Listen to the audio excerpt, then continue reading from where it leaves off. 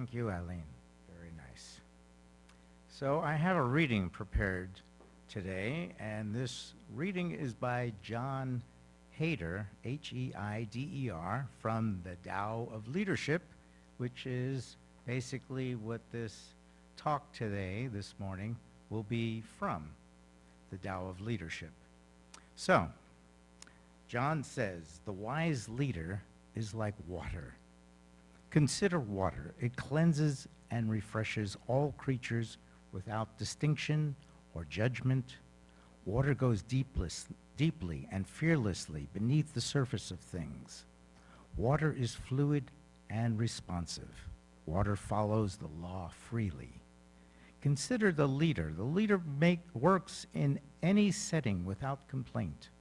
With any person or issue that comes on the floor, the leader acts so that all may benefit and serve well. Regardless of rate of pay, the leader speaks simply and honestly and intervenes in order to shed light and create harmony. From watching the movements of water, the leader has learned that in action, timing is everything. Like water, the leader is yielding because the leader does not push, the group does not resent or resist. From John Heider, the Tao of Leadership. So this talk this morning will be about Taoism and leadership. And so the first thing is that we're not talking about the Western concept of Dow Jones. This is Tao, the concept of Taoism that was credited to Lao Tzu some 2,500 years ago. It was a rocking time on this planet because not only was Lao Tzu walking around, but the Buddha was walking around and Confucius was walking around. So there were some very heavy hitters 2,500 years ago. And so before I get into this, there are two things to understand. One is why I chose this topic, and the second, what is Taoism? So let's start with what is Taoism, which for some is a religion, for some is a philosophy. It means the path or the way. Tao is unity. In simple terms, Tao is the explanation for how things work and how things happen. It's the single principle for all that unfolds in nature. So the paradox is, of course, that it's difficult to define something that encompasses everything and cannot be defined. So you can think of the Tao as God or goddess, science, nature, natural law, or more simply, how to live in the conscious harmony,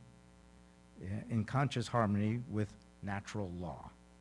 So for me, when I've stripped all the superstition away from creation, when I've removed the angry god or goddess that demands tribute, that wants people to bow to them, that demands people pay for sin, that requires obedience, blind obedience. When we've eliminated all of that, what you have is creation.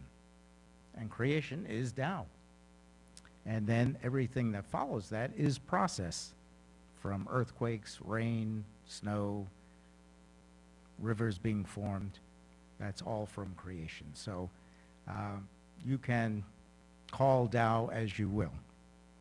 So Lao Tzu created this system that he called Taoism, and there were 81 sutras or statements that he wrote in the Tao Te Ching, his infamous or famous book, actually, not infamous, his famous book on that subject. And so the Tao of Leadership takes those 81 principles and puts it into a category of leadership. So again, when you are in harmony and balance in your life, you're following the path, whether you consciously realize it or not. And when your life is in chaos, turmoil, you are resisting the Tao. One cannot say, as a Taoist, why me when disaster strikes you or a loved one? One can become, one realizes that because the Tao is impartial, not so much indifferent, but impartial, a great way to think of it is when it rains on everyone who is under that cloud. When the sun shines, it shines on everyone, not just people, animals, plants, rocks. There is no preference, there is no prejudice, there is no favoritism. So, understanding this then is understanding Taoism. I went on a kayak trip many years ago, and it was a silent retreat, so we kayaked in the Inside Passage of Alaska. And I remember our group leader, Kurt, actually, was his name, would say that even if it's bitterly cold in your kayak, or the sun is shining, or you see absolutely nothing, or you see whales leaping out of the water, be in that moment and realize that, you know, it was a Buddhist retreat, but the similarities are so similar. Realize that, enjoy that moment, because you have no control over that, over the environment. You only have control as to whether you're at peace with what is happening or you're in turmoil with what is happening. So,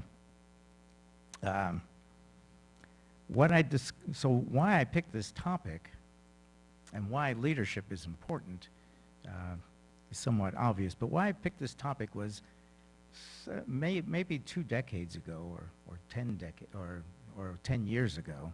It's hard to remember anymore. I was put in the situation to be the president of my massage association in the state of Texas.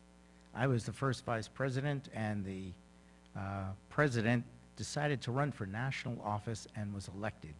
So by default, I became the president. And I had never led anyone really. And I thought, well, what is the qualities of a good leader? And I came across this book on Taoism. I wasn't a Taoist. I don't consider myself a Taoist. I don't consider myself anything but a human being. But I thought there's a lot of wisdom in this book. And we have, over the last 12 and 9 months, been subject to, on a national level, a lot of forms of leadership.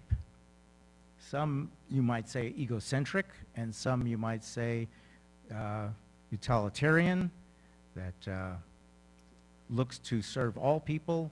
Some look to serve some people. So we have leaders everywhere. In our church, we have a minister who serves our spiritual needs. We have a board of trustees that serve governance and lead with policy and following the bylaws. We have teachers that are leaders. We have community action groups that have leaders. We have, if you're in any kind of relationship, you're a co-leader of that relationship. If you have family, children, you're the leader. So leadership obviously is very important, and I was concerned that I would perhaps be leading with my own interests and not the interests of the people I was elected to serve. So I read this book, and I want to share with you over the next several minutes excerpts from this book. And what I found really interesting as I was preparing this lecture, which is kind of like a bonus round of Taoism, is, without realizing it some 10 years ago when I read this book, as I was preparing the talk today, I realized how closely aligned UU principles are with Taoism. Remarkable. I mean, they parallel each other.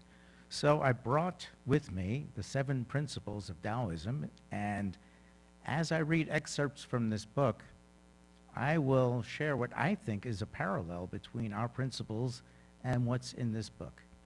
And at home, I hope you do the same and look at what I'm saying and say, oh yeah, wait a minute, isn't that a UU principle as well? So, without any further delay, here we are. All nature consists of polarities and opposites. For example, striving too hard to be beautiful makes a person ugly. Trying too hard to be kind is a form of selfishness. Knowing how polarities work, the wise leader does not push in making things happen, but allows process to unfold on its own. That looks like principle number 4, which is a free and responsible search for truth and meaning. The leader teaches by example rather than by lecturing others on how things ought to be. The leader knows that constant interventions will block the group's process. The leader does not insist things turn out in a certain way. The wise leader does not seek praise. The wise leader does not make a show of holiness or pass out grades for good performance.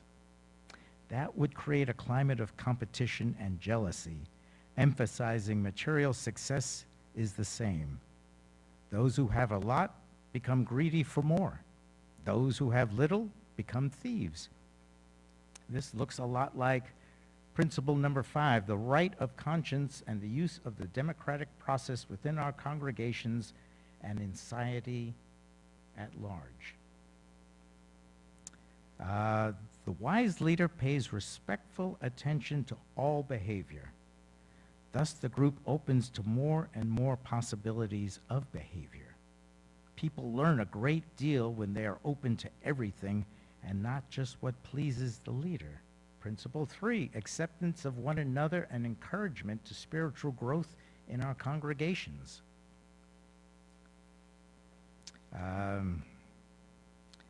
Natural law is blind. Its justice even-handed. One person or one people are not better than the rest of humanity. The same principle is everywhere. That's number 2, I do believe. Justice, equality, and compassion in human relations. One person is as worthy as the next. Why play favorites? Knowing this, the leader does not pretend to be special. The leader does not gossip about others or waste breath. Gossiping is being out of covenant, and we don't need that. So the leader does not gossip about others or waste breath arguing the merits of competing theories.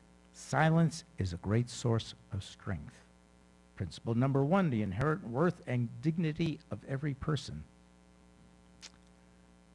Selflessness. True self-interest teaches selflessness.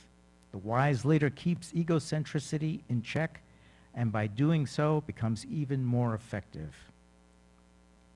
Enlightened leadership is service, not selfishness. The leader lasts longer by placing the well-being of all above the well-being of self. And there's the paradox. By being selfless, the leader enhances self, which is the basic overall principle of the UU Church. So a good group is better than a spectacular group. When leaders become superstars, the leader outshines the message. Fame breeds fame, and before long, they are carried away with themselves. The wise leader settles for good work and then lets others have the floor. The leader does not take all the credit for what happens and has no need for fame. A moderate ego demonstrates wisdom. So I'm just going to randomly, since we do have some time, pick some passages from the Tao of Leadership and see where that takes us. Principle and process. Everything, every behavior is a vibratory pattern or process. I mean, here's the Tao describing the universe before any quantum physics. 2,500 years ago. If that's not something to be beholding, I don't know what is. Such process emerges, develops, and decays according to the single principle, which is what happens on this planet, probably what happens on every planet, every star, in every nebula. People have a natural reference for the principle, and they naturally love the vibratory energy, which obeys the principle. The vibratory energy and the principle make a partnership which produce an infinite variety of forms, but the partnership takes no profit from its production. Neither does it get its power by making things happen in a coercive manner. There are simply no alternatives. There is no other way. This partnership between principle and process is the first fact of life and of our work. So that is Tao in its essence, that there is the principle, and from this principle of creation, everything unfolds. And again, there's no favoritism, there's no prejudice. One nation isn't greater than another nation. One person isn't greater than another.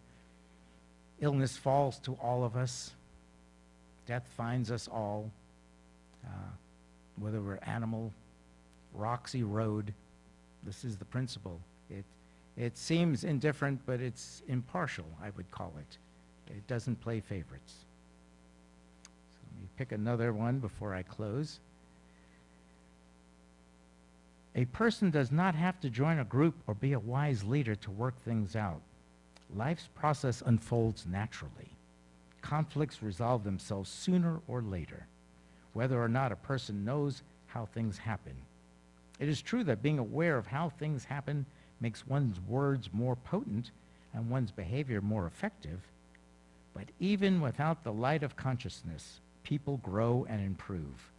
Being unconscious is not a crime.